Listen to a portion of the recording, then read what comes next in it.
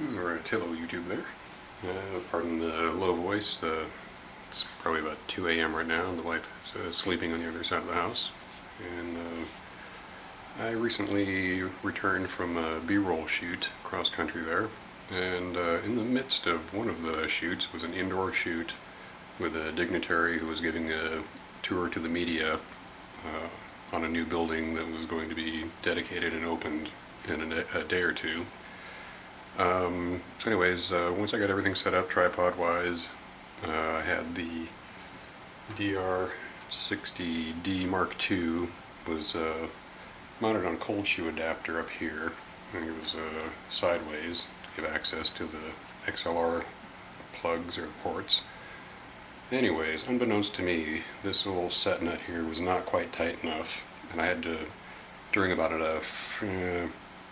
it's about an hour and a half shoot, I had to reposition the entire rig on the tripod like 30 times, and partway through it the nut had become a little bit loose, unbeknownst to me, and the entire unit just slid off the front, crashed to the floor. Thankfully nothing broke, and I was able to get things reattached in short order and continue shooting, but it was embarrassing, and it could have been disastrous as far as the audio goes. I mean, this does okay, but it's just not as good as an external recorder. So I vowed when I got home that I would change that somehow, make my own brackets to where it would never happen again. So what I did was a really simple and easy, inexpensive modification. I got some, 1/8" steel, about like that. Made 3 90-degree bends, 1, 2, 3. Made it to where the Lifecharge USB battery pack fits in there. I will eventually be putting a strip of industrial strength hook and loop fastener material with the self-adhesive backing on there to where it'll stay in there, and then a adjustable zip tie, a reusable adjustable zip tie, will go through the holes and hold it permanently in place until it's ready to be removed. So I'm going to show you how it works. Okay, easy enough. You take once you have everything bent as you needed, this thing just worked out perfectly. These were pre-drilled holes. Picked it up at Lowe's for a 3-foot section for like, I think it was $12. And I've used it in a few different applications so far for this camera rig.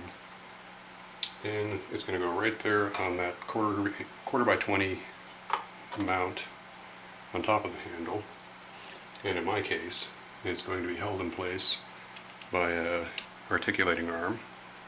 This one is a Camera tough arm. It's a very good arm for holding on such things as in my case it's for the Atomos Ninja 2 DVR. So all I got to do is kind of put it in place, kind of lock it down with a set nut. I'm going to leave it upright for now just so it doesn't get in the way. Once that's on there, that allows you to, I'm going to temporarily put this in there to show you, it allows you to put that in there. And it's not going to go anywhere once the hook and loop tape is applied in the zip tie. It's just not going to go anywhere, period. And this is really heavy duty for what the purpose is. And once you have that in place, in my case I'm using a Tascam DR60D Mark II digital audio field recorder, and as luck would have it, the pre-drilled holes match up perfectly with the 2 bolt holes that normally would have this clamping plate, which I'm not using at this time. I would have, but having just one mount point was not enough, in my opinion, just not sturdy enough. So I decided just to make it with the 2 bolt holes. I'm using 2 out of the 4.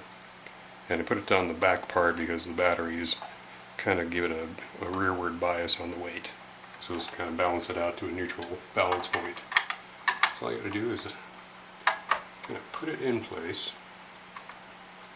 And in my case too, since the bolts are much smaller than the holes, all I did was add a small little lock washer in there which will fill in the gap real nice. Just temporarily put it in there. And the second one, once it's in there, let's take a standard flathead screwdriver, or if you have a multi-tool, you can use that, or a flat wide device. Boom, it's in there. It's not going to go anywhere. It's nice and sturdy. It doesn't rattle. Gives you full access pretty much to everything in there. The USB plug is a little tight, but it's not that bad. And this is the standard that goes from the Lifecharge battery pack. And like I say, it's a little fidgety getting it in there, but once it's in there, it's not so bad. And you can actually buy a 90-degree plug as well, just to make it a little bit easier, less stressful on you. Kind of hard to see from this angle, so I'm going to turn this so I can see it. Make sure it's in there properly. Like that. And so that's in there. And you have everything else mounted permanently. It just plugs into the 2 amp outlet. And the Lifecharge, easy to tell. Output 1 is 1 amp, output 2 is 2 amps. This uses approximately a 2 amp battery situation, so the 2 amp is where I use it, to make sure that it gets sufficient power. So anyways, I'm going to take this off temporarily. And that solves that problem. That's real nice and sturdy, it's not going to go anywhere. The other problem I had, on the trip home, somehow, somewhere, I lost the 2 bolts that attach the microphone holder into the stock handle position. You can order them online for like $2.95 per bolt plus $6.95 for shipping. So I didn't want to do that. So I took another piece of that same material, made a 90-degree bend, added 2 bolt holes and some bolts and washers. It works perfect. So with this one, we'll do this first. Make sure we got enough battery power going there. And once you have to make sure, when you do this, just do a good job. It's not that hard to get everything lined up like it's supposed to be. And you turn it that way. Put these in the front. You got to make sure to have a washer in there. Otherwise, it's going to squish down too far. Put both of them in there just to make it a little bit easier so I can do a little more hands-free. That. The paint added a little bit of diminished inner circumference to the hole, but that's alright. I'm going to take a washer on each one. Do the second one separately so I don't drop anything. Make some swear words for that. Another washer in the other one. One more bolt. Oops. Like that.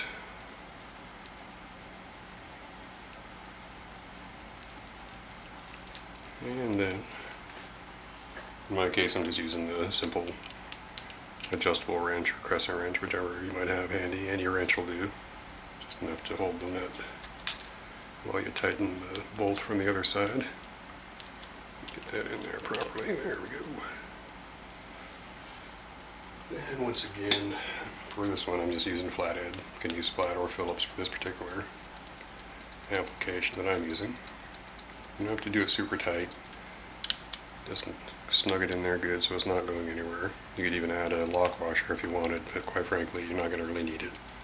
And the rubber tension from the vibration dampening material basically acts as slightly like a lock washer. That's it. Once that's on there, it's nice and sturdy. Then all you have to do, make sure this is tightened down, not permanently, but it's very snug. Any kind of wrench, just make sure it's not going to slip off on you. Then you take it and turn it back this way. And slip it over top of the cold shoe adapter. Take your oversized nut that comes with it. Put it in place. And if you feel like it, you can take your little wrench and Just give it a couple of turns and make sure it's going to stay there. Make sure it's aligned to the front. Turn it this way temporarily. That's it. It's not going to go anywhere. It's got the same amount of dampening that it originally had. So you're not going to get as much handling noise coming through the actual handle.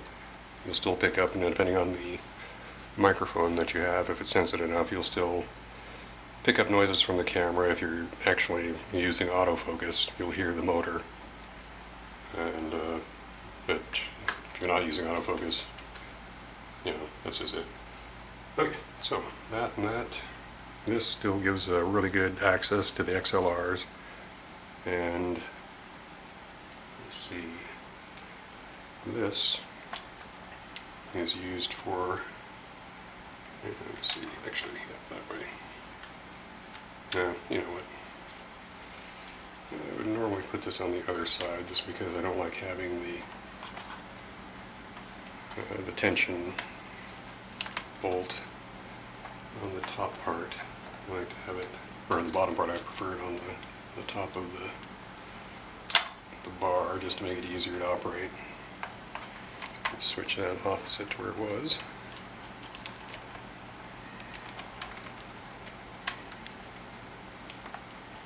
And it's pretty much in there.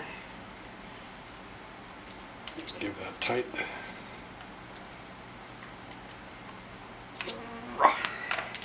Now, I'm going to do this part. You got your, turn it that way. Alright. And for me, I'm using the Atomus Ninja 2. Just get that in there. Tighten it in place. And tighten her up. I can do like that, so it's not in the way. And then your Lifecharge battery slips in there. Plug it in right there, so that when you have your on-off button, 1, 2, 3, 4, comes on. Give it some power, and it is on USB power. It's ready to go. If you want to make little rubber gaskets, friction gaskets, what I did is I just went out and bought a 99-cent bicycle tire, cut a square off, and then you can buy a tarp grommet kit, which comes with a hole cutter that you use with a hammer. Put it on a piece of wood, put it where you want in the center, tap it a couple times till it's popped through, and you come out with a nice perfect hole. Works great, and then just cut it circular to fit in underneath anything that you need.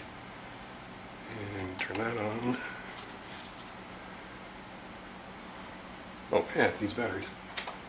Speaking of batteries, we got the Sony NPE F970 batteries. I've got 2 of them, and I've marked them for number 1, number 2, so I can know how many charging cycles I'm using, and also to identify the battery itself. And there we go. That's it. And once you're done, of course, your cable, if you want, you can plug it from there into there with your XLR, or you can feed the cable around whichever way you want into this side, into your XLR. And it works really good. It's very sturdy everywhere. This is never going to fall off ever again. The worst that's going to happen is the entire camera will tip over. And if you've done that, well, something went wrong. As anything can go wrong on a shoot. So this alleviates a lot of problems. And instead of having to worry now about proprietary bolts, these are just standard 1/4 inch. I think, I don't even know the thread size, but they're just standard bolts, not even 1/4 inch, that you can pick up at any hardware store, or any home improvement store, any good supermarket that has a home DIY section. And because sometimes you're going to have to do repairs or modifications or fabrications while you're out on a shoot in the field. You have to be prepared for it. Bring yourself basic toolkit, pliers, screwdrivers, knife, scissors. If you have to, you can buy for $20 at a home improvement center a small 3-inch bench vise that you can clamp onto something for bending or holding. And you always got a soldier on. You can't quit, because that's your job. You got to be there to shoot, and just never give up. So that's it in a nutshell.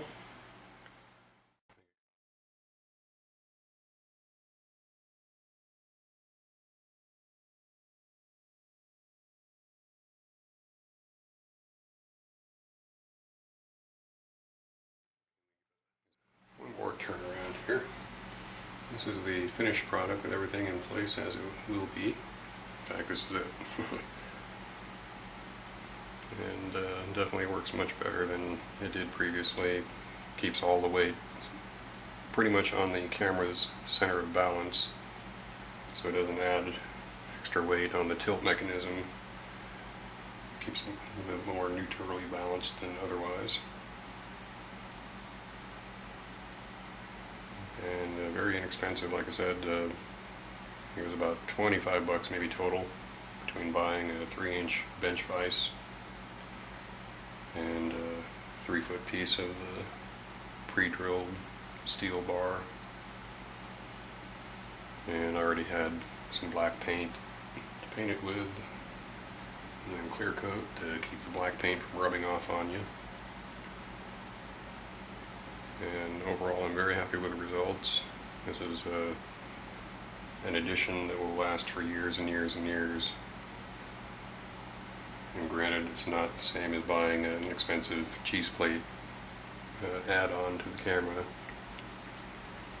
But when you're in the field, you got to make do with what you got. And the results on this one are good enough that I'm not going to have to do anything with this for years. And it solves a few problems in one, and make sure that it's facing backwards towards me when I'm operating the camera. Doesn't get in the way of anything. All buttons, all knobs are easily accessible. It gives 100% access to the XLR inputs, as well as any of the controls and other inputs outputs on this side. And it's sturdy. It's very sturdy. So this is the end result. And if you like what you see, give a thumbs up. If you don't like what you see, give a thumbs down. Leave any comments or questions in the comment section. I'll answer them ASAP. And I hope this helps somebody out there who might have had a problem with their camera out in the field or at home to realize you don't necessarily have to buy expensive aftermarket parts to get your camera where you want it to be. It takes a little time, ingenuity, and just the desire not to spend a lot of money on something. It's for us cheap bastards. So there's that.